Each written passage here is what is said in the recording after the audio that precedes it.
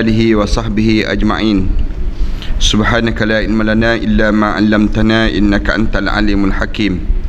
يا عليم علمنا من علمك كما ترضى به عنا. يا حليم خلقنا بخلق الحلم وحققنا بحقائق العلم. اللهم علمنا ما جهلنا وذكرنا ما نسينا. اللهم يسر ولا تعسر وتمم بالخير. أما بعد.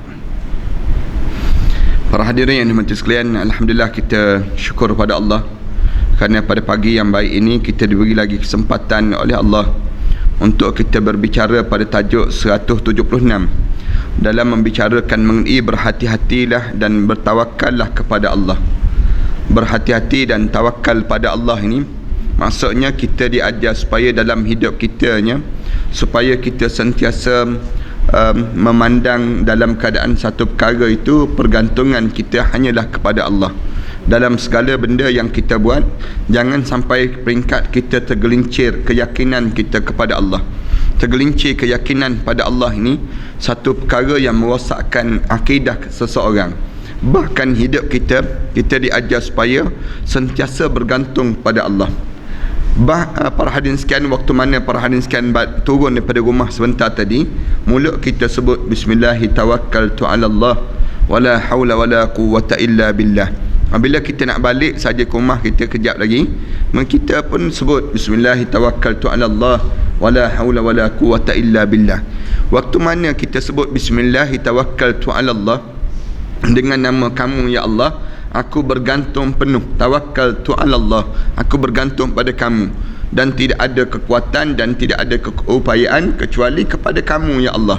Maka di waktu ini artinya kita sedang bergantung kepada Allah Subhanahu wa taala. Yang ni yang diajar dalam hidup kita ni. Bersikap berhati-hati dan berusaha yang disertai dengan tawakal pada Allah adalah salah satu daripada jalan menuju kebahagiaan pada seseorang. Mana-mana orang yang dalam hidup dia sentiasa berhati-hati dan dia usaha serta dia tawakal pada Allah.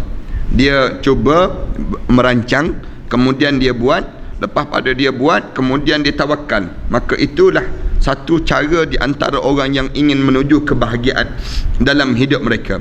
Siapa-siapa yang boleh buat cara kerja demikian, maka orang ni boleh bahagialah pada diri dia. Dia merancang dalam hidup kita ni. Kadang-kadang kita merancang, hari ni kita merancang nak datang dengar kuliah, misal contohnya. Start bermula daripada semalam kita dah niat dah. Dah niat. Waktu mana kita niat, kita dah mula pahala pada diri kita. Kemudian bangun pagi tadi menggeliat 7 kali kan. Kemudian nak datang ni sendiri. Dalam keadaan kita menggeliat nak datang tu, kira-kiranya kita dah mula berusaha untuk kita nak datang ni kita cuba juga lawan perasaan kita, kena datang, kita lawan perasaan. Di saat mana perasaan berbelah bahagi, nak datang ke tak nak datang, ustaz ni datang ke tak datang, ustaz datang ke tak datang ni, kita pun cuba datang juga, kita lawan, kita usaha. Kemudian lepas pada tu kita datang duduk tawakal pada Allah. Datang ustaz ni, ya dah tu, ya. Kita sebut demikian. Dalam keadaan yang kita letak demikian ni, maknanya kita ni sedang tawakal pada Allah. Tawakal pada Allah, inilah tanda-tanda kebahagiaan pada seseorang. Ni kita buat contoh yang mudah lah. Demikian juga misalnya rumah kita ni, kita nak tinggal tak nak tinggal, nak tinggal kita bimbang kalau dimasuki pencuri, tapi kita kunci rumah, usaha untuk kunci rumah. Kemudian kita dah siap dah semua dah, kemudian kita keluar, kita kunci betul-betul, kemudian kita sebut Bismillahi tawakkaltu ala Allah wala hawla wala quwwata illa billah. Ini tanda orang yang bahagia, hidup dalam keadaan bahagia.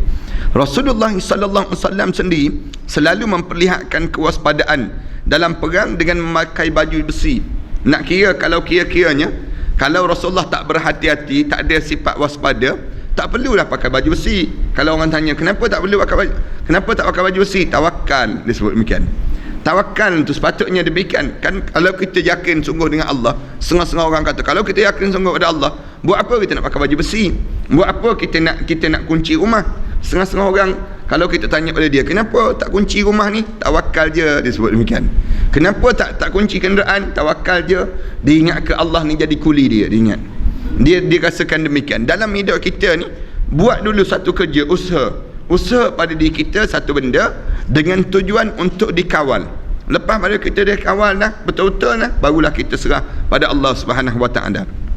Rasulullah memakai baju besi dalam peperangan. Padahal kita tahu bahawa Rasulullah SAW adalah manusia yang paling bertawakal pada Allah. Padahal kita tahu Rasulullah SAW manusia yang paling bergantung hidup dia dengan Allah. Bergantung dengan hidup dengan Allah ini bukan erti tidak berusaha, tidak. Tetapi bergantung tawakal pada Allah mesti ada usaha. Ada setengah-setengah orang kan, dia duduk dalam masjid, orang tanya, ni macam mana ni nak dapat ni rezeki ni, macam mana dengan anak isteri nak dapat makan? Dia kata Allah yang bagi makan dia senang dia sebut demikian. Itulah yang berlaku pada zaman Sayyidina Umar. Sayyidina Umar apabila seorang isteri mengadu yang suami dia ni duduk dalam masjid, duduk dalam masjid dia bertasbih, berzikir pada Allah. Kemudian waktu mana orang lain sedang kerja, Sayyidina Umar pergi tengok suami dia memang ada betul dalam masjid. Sayyidina Umar tanya dia, ni kenapa kamu tak pergi buat kerja? Yang orang lain semua buat kerja, kamu duduk dalam masjid. Dia jawab, aku sedang berzikir. Dia jawab pada Sayyidina Umar, aku sedang berzikir. Lalu Sayyidina Umar angkat tongkat dia, pelepung belakang sekali. Letak belakang sekali tu, Sayyidina Umar Al-Khattab radhiyallahu anhu kata, pergi berjalan, cari rezeki, kemudian tawakkallah pada Allah. Sayyidina Umar ajar demikian. Dalam hidup kita ni kena usaha. Usaha tu maknanya tanda kita seorang yang hidup tawakal. Kalau kita tak ada usaha langsung, maknanya kita bukan tawakal. Itu tokai dipanggil demikian. Maknanya hidup dalam keadaan tawakal mesti diusahakan terlebih dahulu. Lepas pada usaha, kemudian barulah kita bergantung dengan Allah Subhanahu Wa Taala.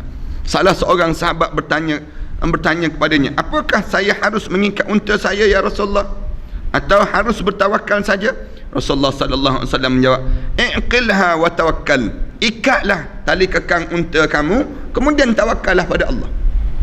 Ada seorang pemuda zaman Rasulullah sallallahu alaihi wasallam, apabila dia pergi sampai di Masjid Nabawi, dia tinggal unta dia kat luar.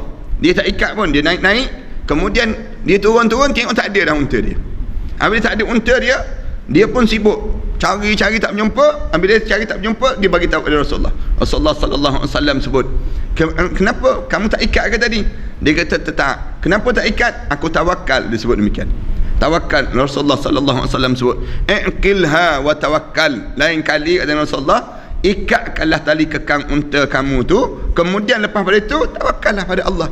Jangan kamu tawakal tanpa kamu ada usaha dan kamu tidak mencuba berwaspada pada diri kamu supaya kamu menyelamatkan diri kamu ini sendiri. Berusaha dan bertawakal pada Allah adalah prinsip tauhid dalam hidup kita. Kerana yang menentu ialah Allah. Anda buat contoh yang mudah begini. Dalam hidup kita macam ni. Setengah-setengah orang kan dia bertunang. Bila dia bertunang, dia tunangkan anak perempuan dia. Waktu mana dia tunang, dia usahakan tunangkan anak perempuan dia. Lepas pada tu, nak kahwin tak kahwin ni kena tawakal, bergantung pada Allah. Jangan sampai peringkat pada diri dianya, di waktu ininya, dianya tak usaha langsung, jangan. Kitanya tawakal, bergantung penuh pada Allah. Kalau ada jodoh, dia kahwin. Kalau tak ada jodoh, nak buat macam mana? Bukan jodoh dia yang kita sebut, tapi usaha kita dah buat dah. Lepas waktu kita bergantung, dah dia bertunang, kita bergantung penuh pada Allah. Sama juga dengan orang yang kahwin. Bila dia kahwin, kita kena bergantung pada Allah. Jangan sampai peringkat kita bergantung di antara satu sama lain. Suami bergantung dengan isteri, isteri bergantung dengan suami, jangan. Tetapi kita diajar supaya tawakal pada Allah, bergantung pada Allah. Jodoh kita berapa lama, kemudian dapat anak. Nak dapat anak ni tawakal pada Allah. Tawakal pada Allah setelah mana kita usaha untuk kita dapat anak.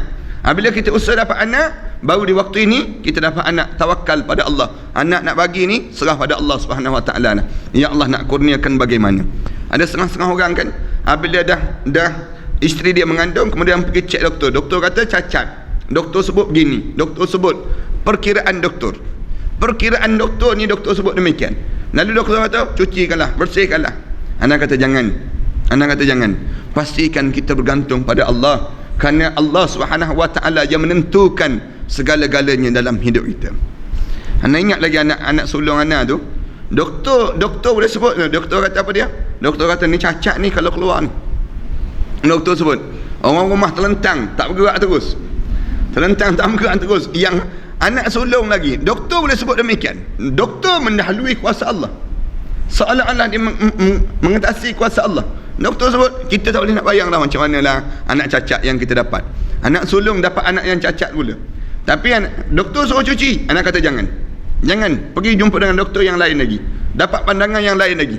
Cuma dapat jumpa dengan doktor yang lain. Doktor yang lain kata okey je, tak ada apa-apa. Nampak elok je. Jumpa dengan doktor yang lain pun okey je, elok je. Katanya doktor yang lain sebut, anak kata jangan jumpa lagi doktor yang pertama tu. Senang gitu. Nak sebutnya gambaran apa dia? Doktor mendahului kuasa Allah. Jangan. Kita ni bergantung pada Allah, tawakal pada Allah. Kita boleh sebut tapi jangan kita menentukan. Jangan.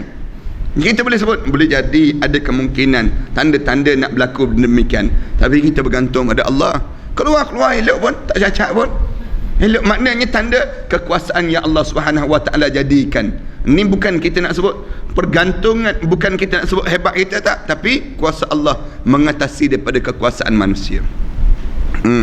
Sebab tu tauhid kita kena kuat.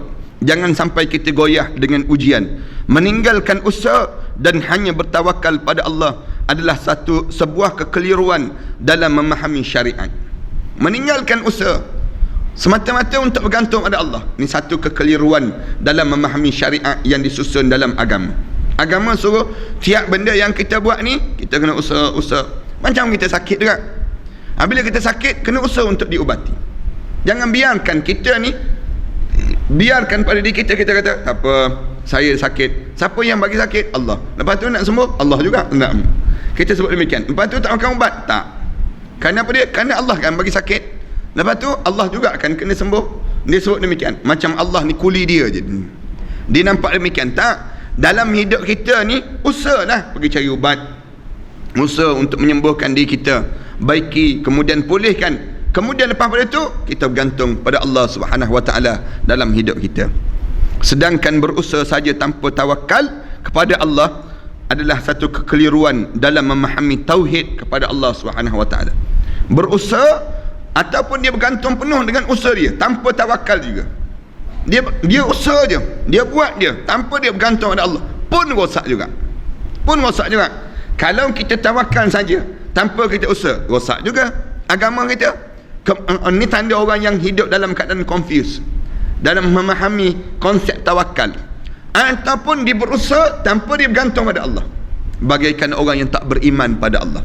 Orang yang tak beriman pada Allah kan, kerja dia usaha je. Ada dia nak bergantung pada Allah? Tak ada.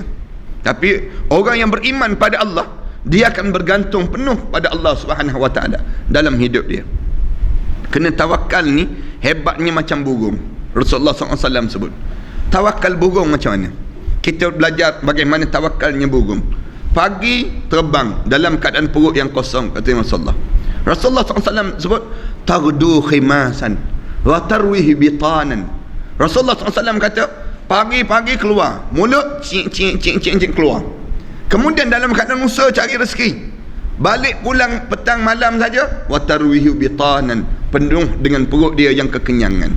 Ini gambaran bagaimana burung yang terbang dalam keadaan ketawakal dia pada Allah dalam mencari rezeki dalam hidup mereka ini sendiri. Ibnul Jauzi menceritakan bahawa ada seorang lelaki yang motong kukunya, kemudian ia lalai hingga mengakibatkan kematiannya. Ini pun ada. Ini adalah disebabkan kerana ia tidak berhati-hati dan berwaspada, pun rosak juga. Macam ada orang cabut gigi kan, cabut gigi sampai mati pun ada, kerana pendarahan berlaku kemudian akhirnya membawa kematian pada diri dia. Ni kesilapan dan kecuaian. Kesilapan dan kecuaian ni pun bahaya juga. Islam suruh kamu kena perhati dulu beberapa benda yang perlu dilakukan dalam hidup. Ada beberapa kes yang sedang berlaku. Doktor-doktor kan cuai.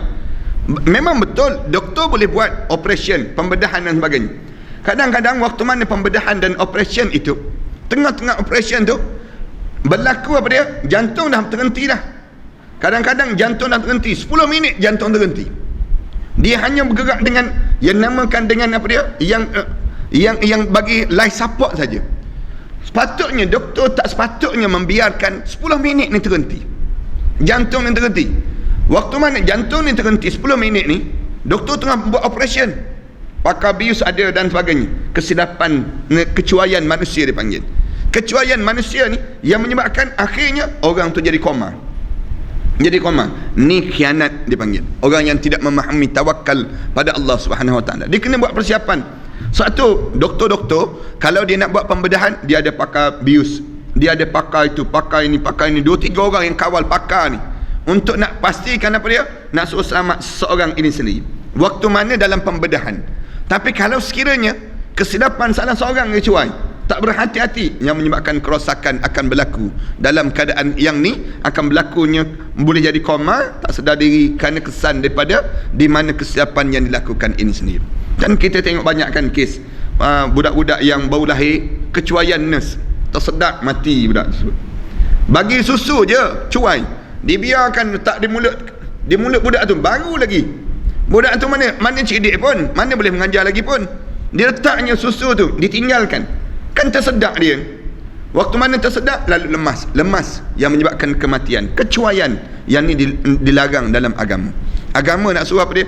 Berhati-hati. Walaupun kamu tawakal pada Allah, ya dia minum susu, tawakal pada Allah, tapi kamu jangan lupa untuk berusaha menjaga supaya dia selamat ini sendiri. Sebab tu saman menyaman berlaku. Akhirnya yang kaya mahkamah jugalah mungkin. Maknanya kerana apa dia? Kerana kitanya habis masa di mahkamah ini sendiri. Yang kaya tukang kantin mahkamah lah senang cerita. Kerana lapar kena makan sebenarnya. Maknanya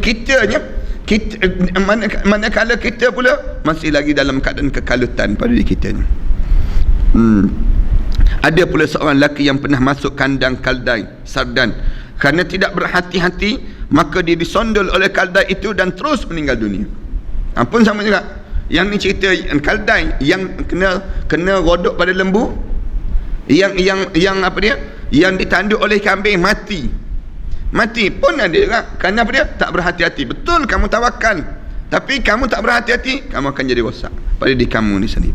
Diceritakan bahawa Taha Hussein, seorang penulis terkenal Mesir, selalu berkata kepada pemandunya, jangan memandu kenderaan ini terlampau laju agar lebih cepat sampai ke tempat tujuan. Maknanya kalau kamu bawa laju sangat, memang tak sampai kepada tempat tujuan. Lagi lambat ada. Kita bawa laju-laju kan, kena speed trap, kena tahan, lambat juga sampai. Nak tu sampai bukan main lagi cepat. Potong orang, potong, tengok berlaku kemenangan jalan raya. Dah kemenangan jalan raya kita dah tak sampai. Sepatutnya kita sampai dengan cara yang betul. Tiba-tiba dalam keadaan yang kelajuan yang melampau ini yang menyebabkan kita lambat untuk sampai pula. Ini merupakan terjemahan secara praktikal daripada sebuah peribahasa yang terburu-buru, yang berbunyi, terburu-buru itu justru sering mencipta kelambatan. Disebut demikian. Orang yang tergopoh-gapah akan sentiasa akan berakhir dengan kekesalan dalam hidup mereka. Siapa yang nak cepat je, biasanya kebanyakan orang yang nak cepat, kita dalam keadaan yang tak selamat pada diri kita ini sendiri. Kata-kata di tempat kita ni, biar lambat asal selamat kan. Biar lambat asal selamat. Jangan lambat sangat macam kura-kura pun bahaya juga. Tapi lambat dalam erti kata bahawa biar berhati-hati asal selamat pada diri kita. Berwaspada dan berhati-hati supaya tidak bertentangan dengan ketentuan Allah, bahkan termasuk daripada ketentuannya. Maknanya orang yang sentiasa berhati-hati supaya tidak bertentangan dengan ketentuan Allah, bahkan termasuk dalam ketentuan Allah juga. Maknanya orang yang cuba berusaha supaya jangan sampai kena dengan musibah, maka itu di antara satu cara yang diajar dan disusun dalam agama. Dalam Al-Quran, wal yatalattaf, dan hendaklah kamu berlaku lemah lembut dalam hidup kamu. Maknanya itu yang terbaik. Ni kalimah yang paling tengah dalam Al-Quran kan. Kalau kecil-kecil dahulu sampai peringkat ni rasa seronok ni, separuh Quran dah baca dah. Wal yatalattaf ni warna merah je atas Quran tu kan. Atas Quran tu wal yatalattaf wala yushran bikum ahada tu. Baca ayat tu kita rasa dah separuh dah Quran dah baca dah. Puas hati. Setengah-setengah orang buat pulut kuning lah kita ni. Sampai separuh dah Quran. Kalau pergi belajar Quran, guru Quran kata separuh dah Quran. Besok bawa pulut kuning ya disebut. Separuh Quran pulut kuning dah. Zaman-zaman kecil dulu. Taqikumul harra wa sarabila taqikum ba'sakum.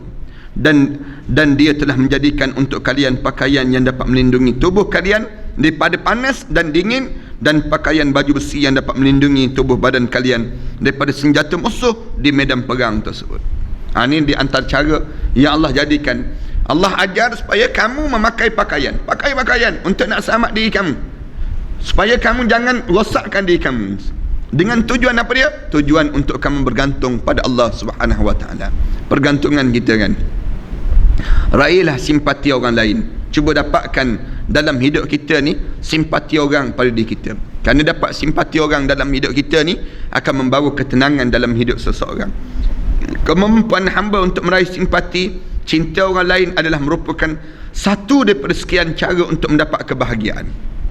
Siapa yang dia dapat orang sian pada dia, ataupun orang rahmati dalam, orang rasa belah ihsan dengan dia, orang rasa baik dekat dengan dia, itu satu cara kebahagiaan pada seorang. Dalam hidup kita ni, kalau orang pandang kita menyampah je, misal contoh, tanda kecelakaan itu kita. Tapi kalau orang mandang kita ni seronok je dengan kita, tengok kita ni orang suka je dengan kita, itu tanda kita ni bahagia. Ana biasa sebut kan kat mana-mana, kalau dalam hidup kita ni, orang yang suka nak datang dekat dengan kita, nak cerita masalah kita, nak cerita masalah dia pada kita, itu tanda kita di antara orang bahagia. Di antara tanda kita orang bahagia. Tapi kalaulah orang tak nak datang dekat dengan kita, tak nak cerita masalah, sebab dia tahu lah kalau cerita masalah lagi menambah masalah disebut, lagi menambah masalah dalam hidup. Baik tak payah cerita pada orang ni, lagi membebankan ada, dia pun tak akan cerita pada kita. Tanda kita ni sedang bermasalah dalam hidup kita. Tanda kita hilang kebahagiaan. Tapi kalaulah sekiranya orang yang sentiasa dekat dengan diri kita, itu tanda kita ni orang-orang bahagia. Nah, biasa contoh yang mudah, misalnya rumah kita ni kerap orang nak datang kan, orang nak datang je, sekejap-kejap kawan kita telefon, ada kat rumah ke? Ada, datang lah, kita sebut demikian, jom, dia pun datang terus. Orang nak datang je rumah kita, ada je orang nak datang, itu tanda kita ni bahagia, tanda kita ni ahli syurga, senang cerita ni. Tapi kalau rumah kita ni orang tak nak datang, asyik kita telefon, tak nak datang rumah, tak nak dia sebut, tak nak datang lah dia sebut, tak nak datang, jomlah datang kat rumah. Tak nak datang pun susah je, orang akan sebut demikian. Tanda kita ni sengsara. Sebab orang tahu dah, kalau datang sah tak boleh minum, tak boleh makan, buat penat, buang air liur dia disebut. Kalau duduk kat rumah dia ni memang tak keluar apa-apa, duduk 2 jam lah kosong je, 2 jam je kosong, tak ada puas berdehem dah tetamu, tak keluar juga air. Maknanya apa dia? Itu tanda kita ni sengsara lah dalam hidup kita. Satu kadang-kadang kan, para hadirin sekalian perhati, dalam hidup kita ni kadang-kadang ada orang datang minta derma kan. Orang datang jumpa dengan kita, Assalamualaikum cik, nak minta derma, ni anak yatim dan sebagainya. Sebenarnya para hadirin sekalian, Allah sedang sayang pada kita. Kenapa dia? Kerana kita dalam radar kasih sayang Allah. Dalam ramai-ramai manusia, Allah gerakkan hati orang ni datang jumpa dengan kita. Padahal ramai lagi orang lain. Kalau kamu nak buat pahala, kalau patut dapat pahala, orang lain boleh lagi berjumpa. Tapi tak, Allah suruh datang jumpa dengan kita. Kita patut syukur, alhamdulillah, ada juga orang datang minta derma pada diri kita ni.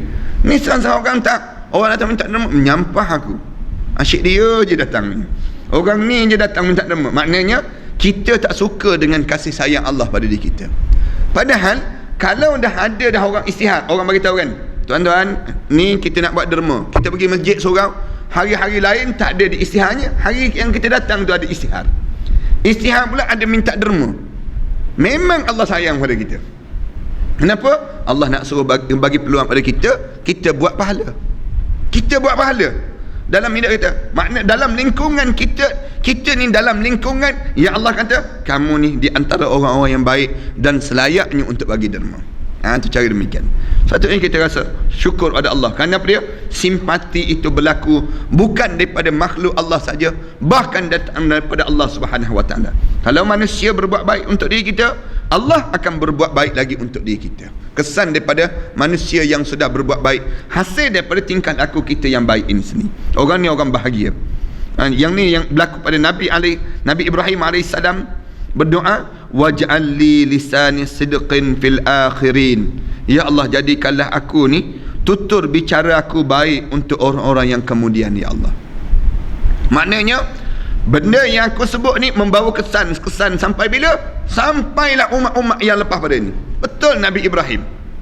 Nabi Ibrahim doa ni sampai hari ni nama Nabi Ibrahim kita sebut dalam sembahyang kita.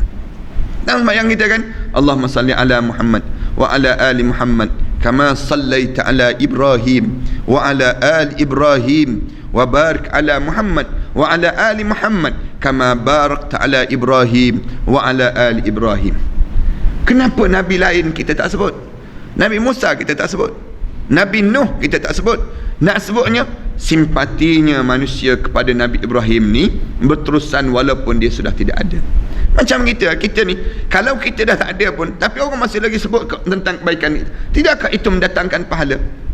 Orang sebut Allah, kalaulah ada Allah yarham ustaz ni, kita boleh tumpang ilmu dia. Kalau dah ada Allah yarhamah orang ni, alhamdulillah, kita mesti dia ni memang tak tertinggal lah. Memang dia di antara orang yang buat kebaikan bersama dengan kita. Maknanya orang sebut benda yang baik untuk diri kita. Orang sebut walaupun kita dah tak ada, tanda simpati orang ni, pahala kita tu akan datang untuk diri kita. Menurut para ahli tafsir, kata lisan sidqin dalam ayat itu di atas bererti pujian yang baik. Nabi Ibrahim AS ni tak adalah orang yang Allah uji, memang ujian. Semenjak daripada kecil diuji oleh Allah. Kecil diuji dengan ujian bapa dia yang buat yang namakan dengan berhala. Suruh pula Nabi Ibrahim jual berhala. Nabi Ibrahim, kerana Nabi biasa cerita, Nabi Ibrahim AS nak jual berhala tu teragak-agak, nak jual ke tak nak jual, nak jual ke tak nak jual. Akhirnya ambil juga berhala keliling kampung, bagi tahu pada orang kampung, datanglah beli berhala yang pekak kalau kamu pekak, kata Nabi Ibrahim. Wahai orang kampung, datang beli berhala yang bodoh kalau kamu bodoh.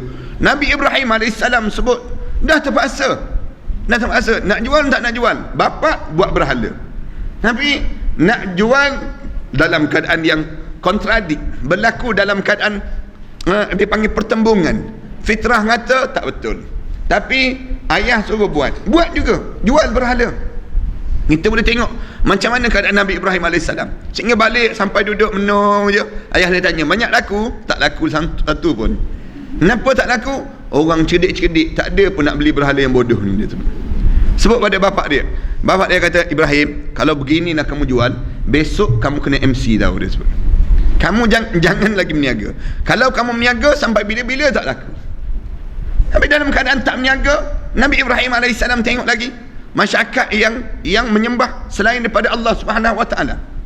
Tak puas hati, jiwa tak puas hati. Dalam keadaan jiwa yang tak puas hati ni, Nabi Ibrahim AS, Allah jadikan ujian pada Nabi Ibrahim AS ni. Nabi Ibrahim buat macam mana? Pergi pukul, hancur lebur semua berhala-berhala yang ada. Hancur lebur berhala yang ada. Kemudian tinggal pada berhala yang paling besar sekali. Tinggal kapak dengan cerita yang ni kena cerita pada anak-anak kita. Nak suruh anak-anak kita ni appreciate terhadap agama yang kita anuti sampai hari ni. Terasa bangga dengan apa yang kita ada pada hari ni. Nabi Ibrahim AS, dia boleh letak tu kapak yang besar tu, kapak pada berhala yang besar, yang lain semua hancur. Lepas tu apabila Namrud turun saja tengok hancur lebur ni. Lalu orang tanya terus, siapa yang buat kerja ni? Ada orang lain, Ibrahim. Ni mesti budak Ibrahim tu yang buat kerja. Ibrahim ni yang buat kerja.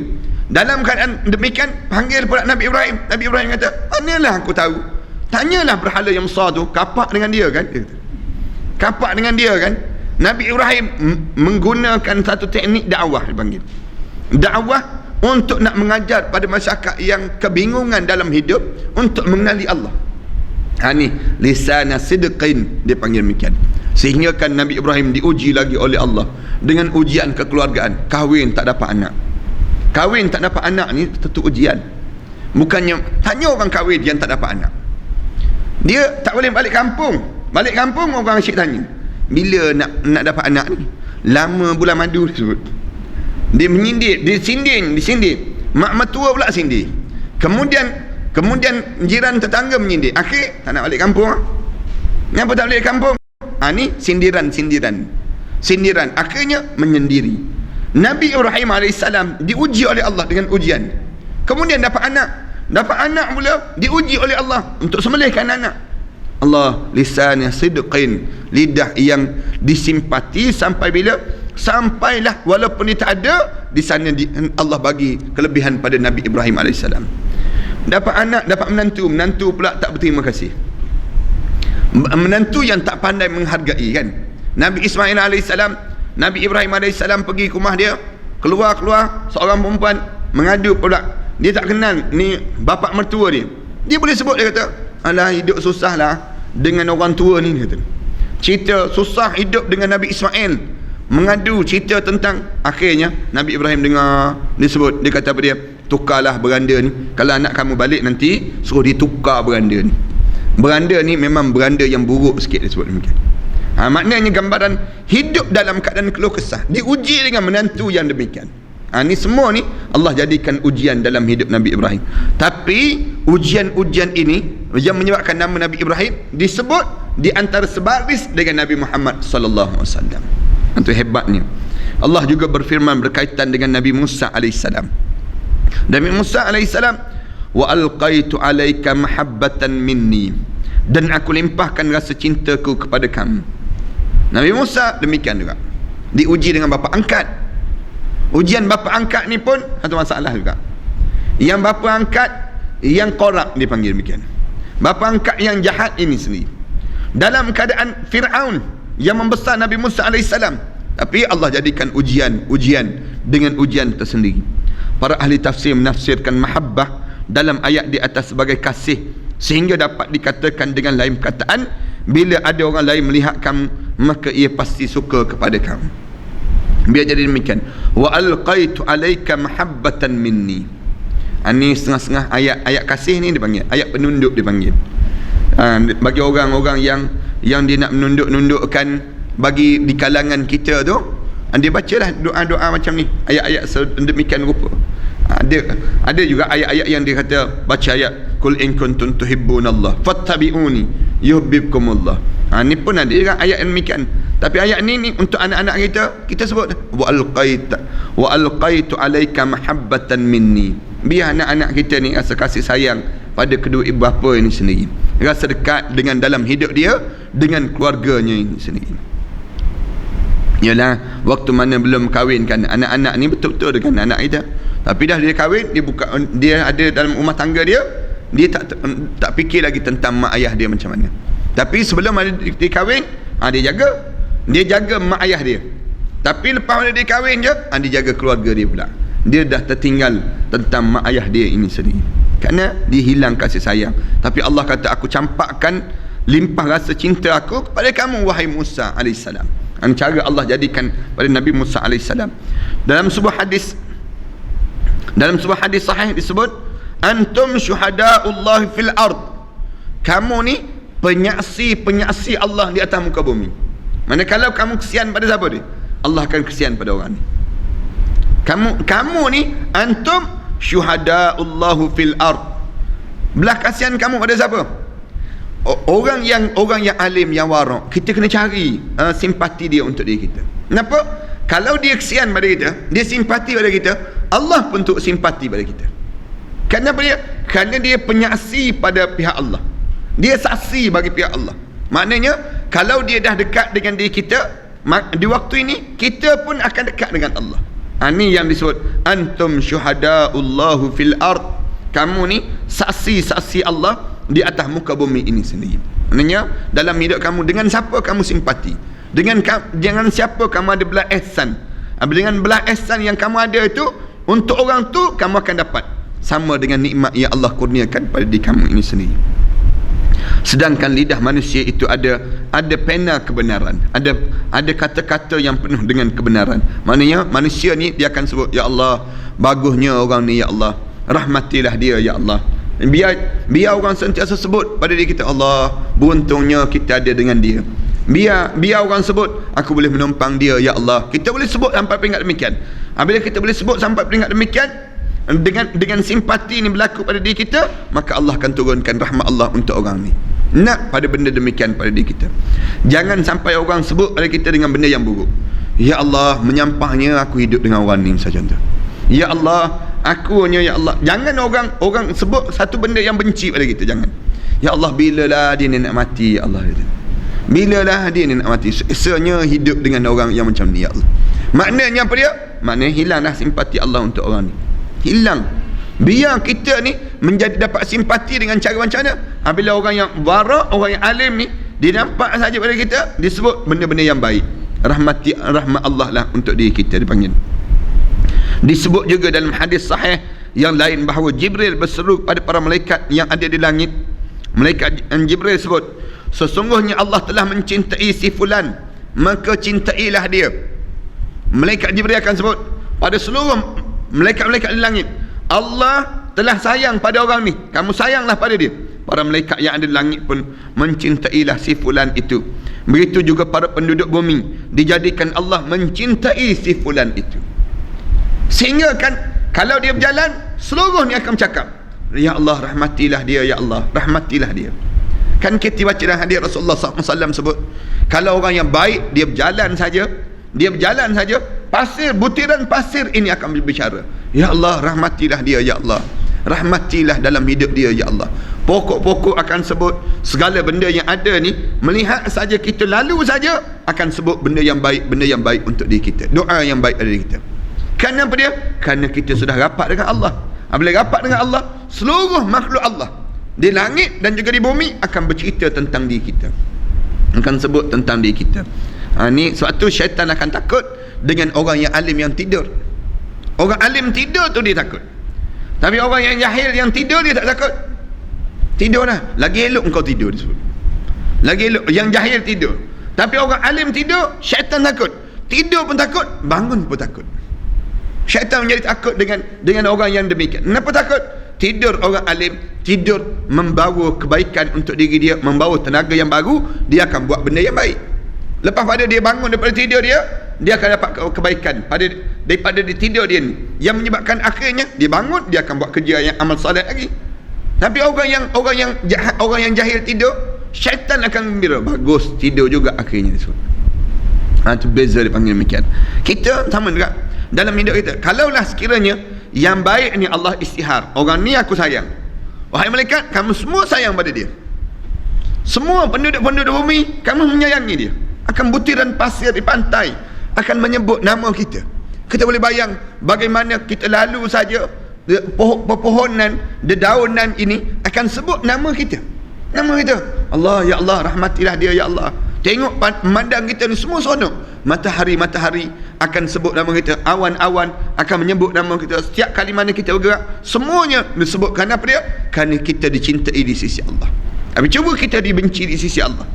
Dibenci di sisi Allah, semua akan menyampah. Langit bumi menyampah tengok muka kita. Setiap hari ni akan sebut, tengok je muka kita, alah, hidup lagi orang ni, hidup lagi orang ni, ingat ke mati dah, rupa-rupa hidup lagi. Orang menyampah melihat kita. Kenapa? Kerana kejahatan yang kita lakukan dalam hidup ini yang menyebabkan kita jauh dengan Allah SWT. Sehingga akan masuk dalam kubur. Kita baca dalam hadis Rasulullah kan, masuk dalam kubur tersebut, lama dah aku menunggu saat kamu datang, aku sentiasa memanggil nama kamu. Kubur sebut orang yang baik kan, orang yang baik. Baca dalam hadis Rasulullah kata 70 kali sehari nama kita disebut, dipanggil oleh kubur. Ahmad Dasuki misal contohnya, bila lagi kamu 70 kali sehari. 70 kali sehari ni nak sebutnya 70 kali sehari panggil nama kita. Kita je tak sedar. Tu yang nak sebutkan banyak kali kan. Kadang-kadang orang kita ni kalau tengah-tengah makan tersedak, sedap tu, siapa pula sebut nama. Kita kata tak, kubur sebut nama tu. Kubur sebut nama kita ni, memanggil nama kita. Ni ada seorang dia ambil air, bagi-bagi. Lekat ni dia tak ada orang sebut nama. Tak, kubur sebut nama kamu. Kubur. Bila kita masuk je dalam kubur ni akan kata apa dia? Kubur ni sebut, lama dah kami diberitahu oleh Allah, kamu ni orang yang saleh, kamu ni orang yang baik, kamu ni begini. Kamu akan tengok macam mana kami akan lakukan pada kamu sebentar lagi.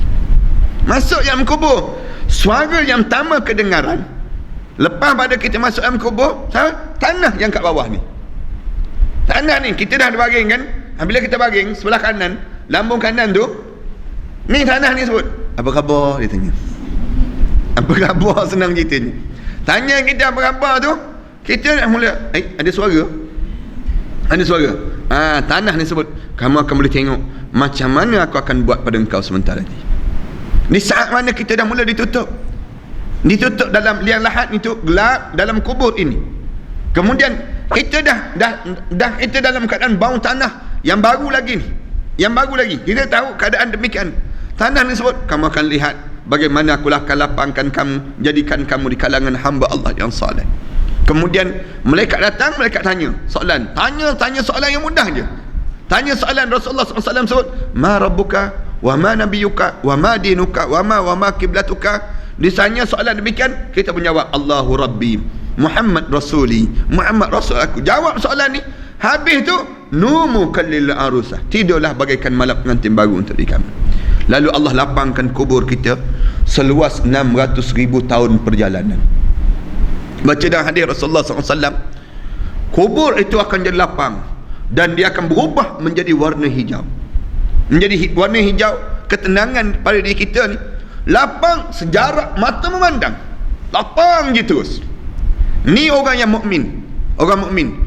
Dan di waktu inilah dia mula dibawa untuk berjumpa dengan arwah ayah dia.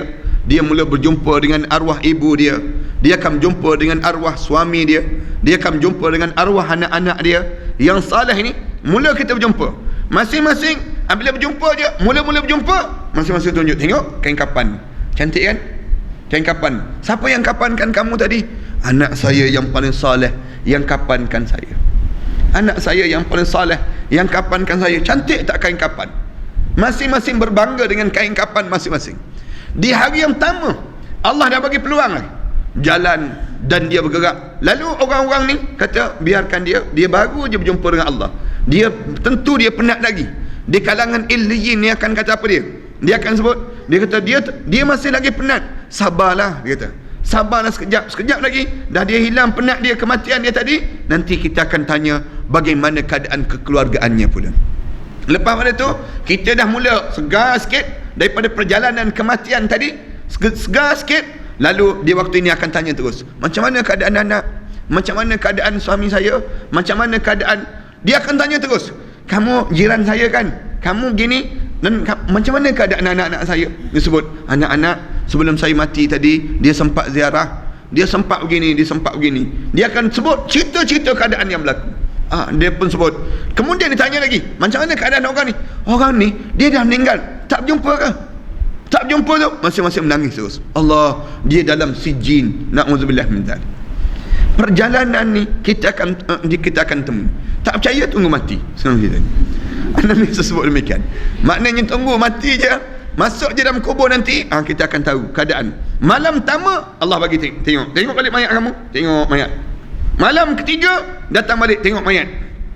Tengok mayat, dah bengkak mata, dah mula bengkak telinga, dah mula keluar air nanah daripada telinga kita. Hidung kita pun dah mula berair dah, keluar nanah ini sendiri. Badan kita dah mula membengkak. Masing-masing menangis. Sayang, orang yang sibuk menjaga badan, tak sibuk jaga amalan. Sibuk jaga badan, tak sibuk menjaga amalan. Kan ramai mana orang yang sibuk jaga badan kan, nak suruh slim, pagi lagi dah jogging dah, dia jogging.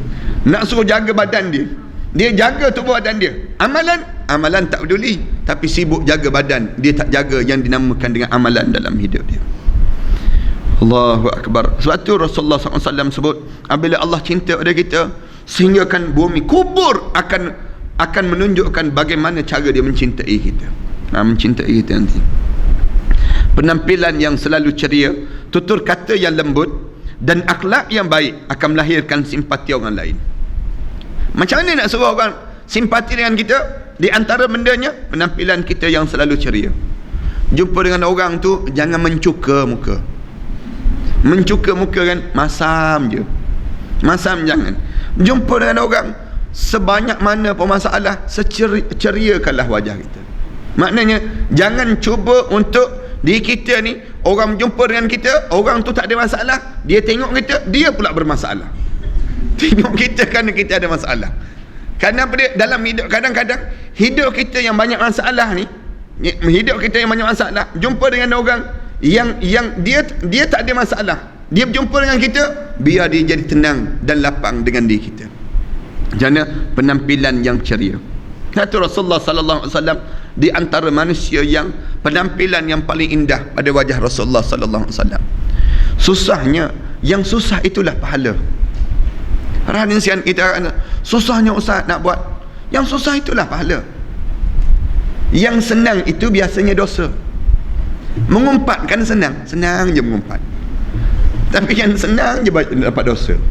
Yang susah itulah pahala. Dalam hidup kita nak dengar kuliah kan susah je, duduk dengar, tunggu ustaz ni sampai ke tak sampai, sampai ke tak sampai, susah kan dalam hidup kita. Susah itulah pahala. Manakala yang kita buat senang, senang itulah biasanya dosa. Itu akan jadi demikian. Tutur kata yang lembut, percakapan kita biar jadi lembut. Kata-kata kita ni menenangkan hidup orang. Bila kita bercakap, orang lapang dada.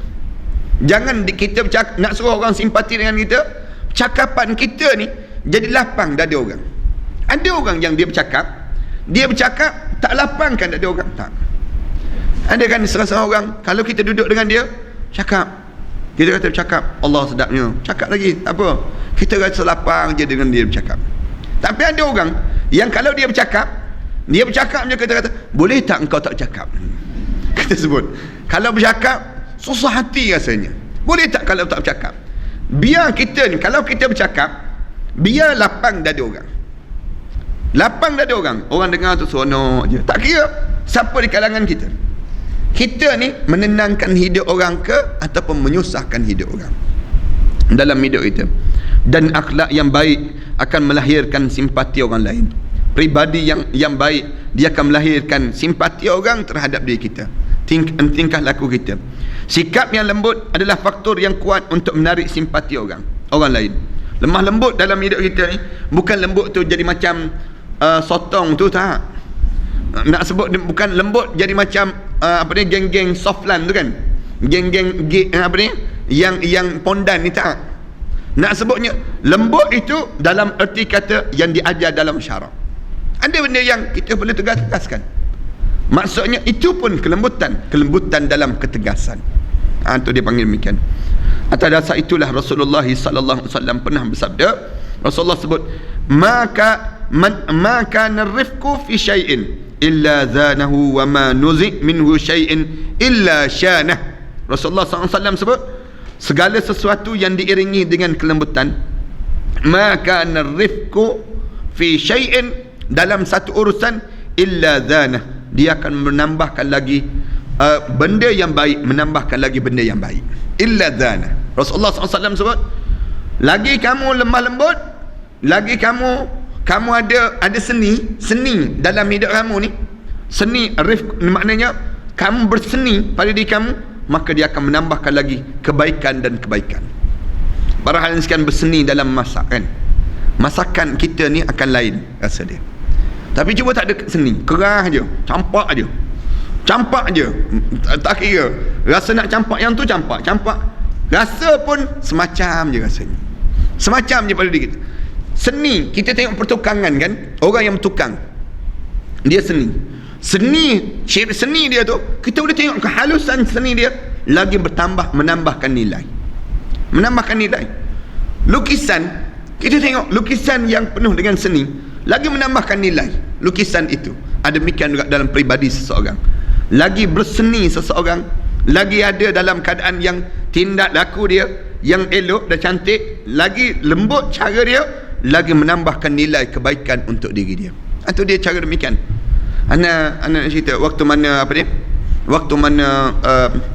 pergi program Tanyalah Ustaz ni, penerbit tu cerita, dia kata, Ustaz duduk sebelum daripada ni, dia saya dia kata di rancangan MHI dia sebut, dia kata Malaysia hari ni pening kepala Ustaz, darah ni naik memanjang Ustaz.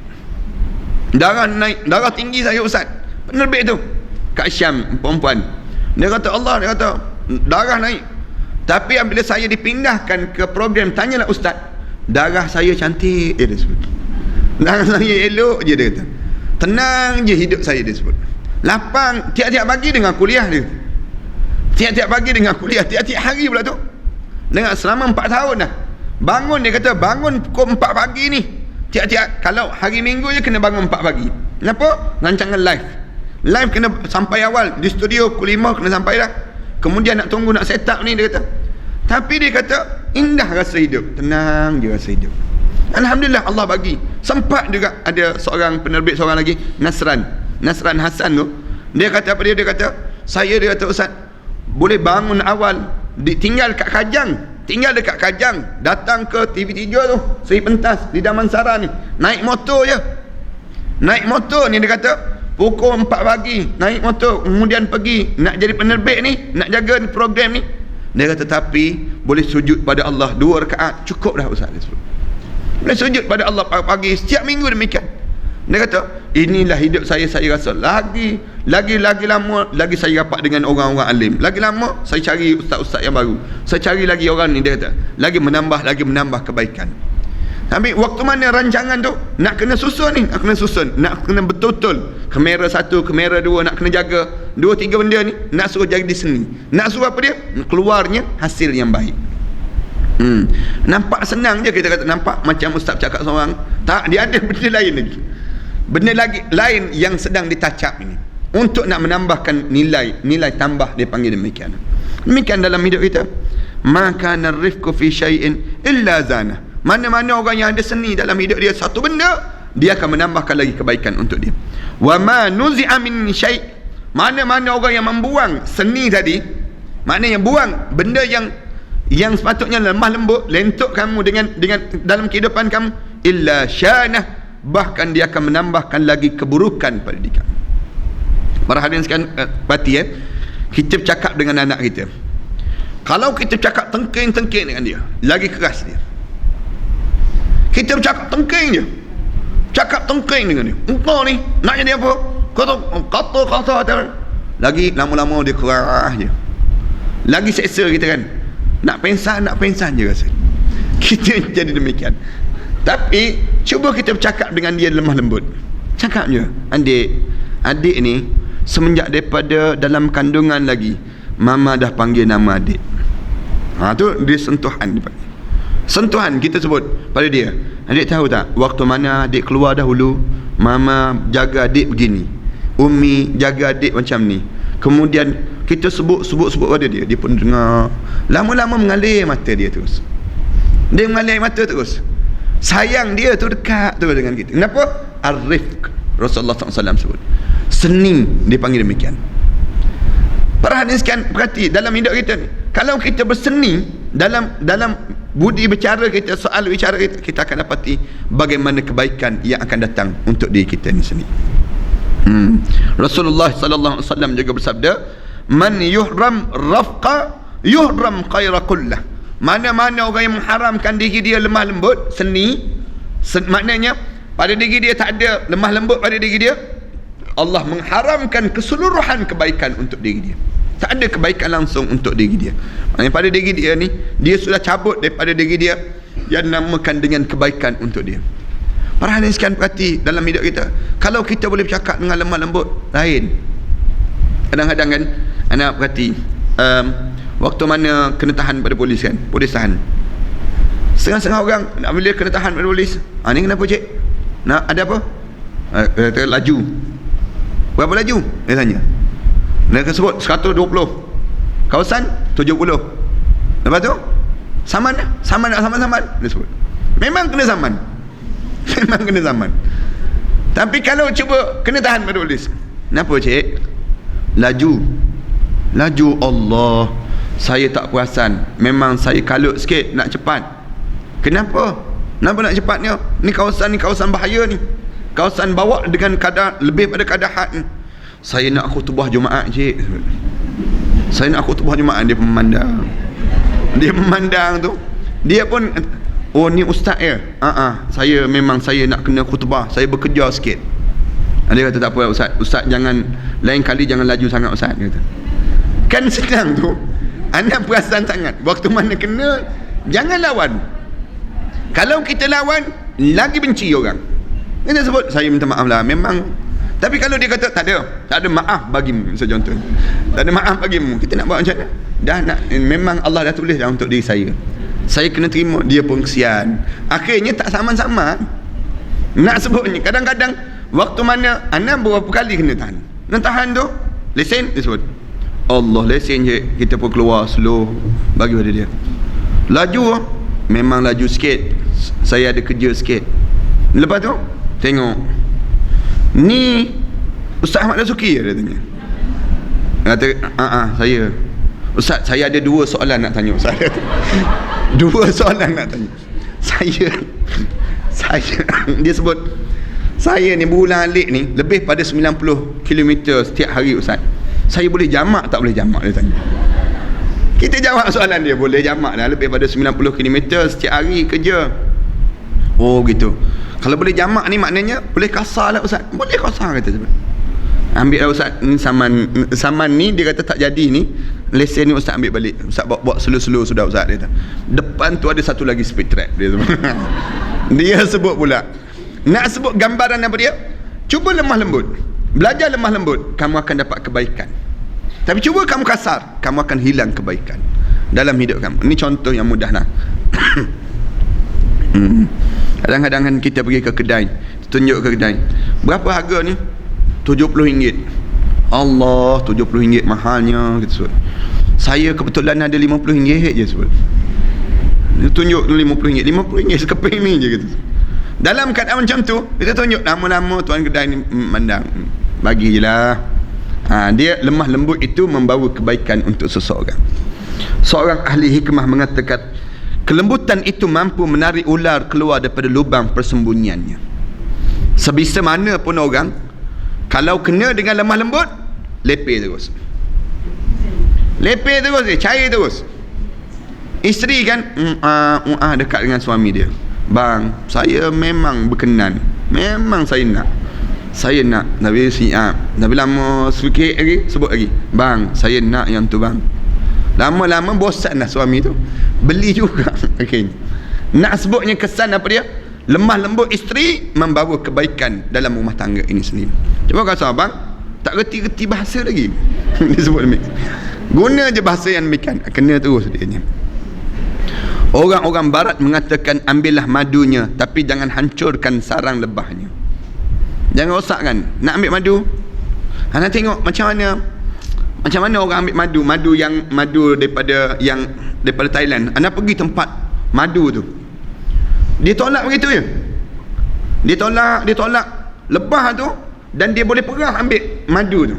Allah, kita kata kita memang dalam pemikiran kita ni memang takut dengan lebah. Dia kata lebah ni ada satu, jangan rosakkan dia, jangan hancurkan dia, jangan. Kalau rosakkan dia, ni dia akan kesan di mana dia akan gigit kita. Tolak dengan baik, tolak slow je, lemah lembut je. Kemudian kita akan dapat madu yang manis daripada dia. Lepas pada tu dia buat lagi. Lagi mana ada queen dia. Dia ada seekor je queen yang umur 4 tahun. Yang ni umur 90 hari je. Yang lain, lebah-lebah yang lain ni sekejap je Allah bagi hidup. Queen dia tu 4 tahun boleh hidup. Queen dia ni lah yang boleh keluarkan lagi madu-madu, boleh mengeluarkan lebah-lebah yang lain untuk menjadikan madu-madu yang indah untuk kita dapat. Tu. Kemudian dalam sebuah hadis sahih disebut, al-mu'min kan nahlah ta'kulu at-tayyib wa tada'u at-tayyib wa idza waqa'at ala udin lam taksiru. Seorang mukmin itu ibarat lebah, Rasulullah SAW sebut, yang makan sesuatu yang baik. Ta'kulut tayyib, lebah kan dia cari benda yang baik je. Wa tada'ut tayyib, kemudian dia hasil satu benda yang baik.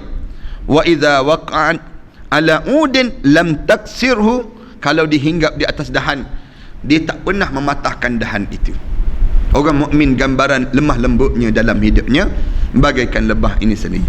InsyaAllah kita akan sambung lepas pada anda balik daripada umrah nantilah insyaAllah. 2 minggu cuti ni, cuti sekolah ni. Minggu depan kita cuti.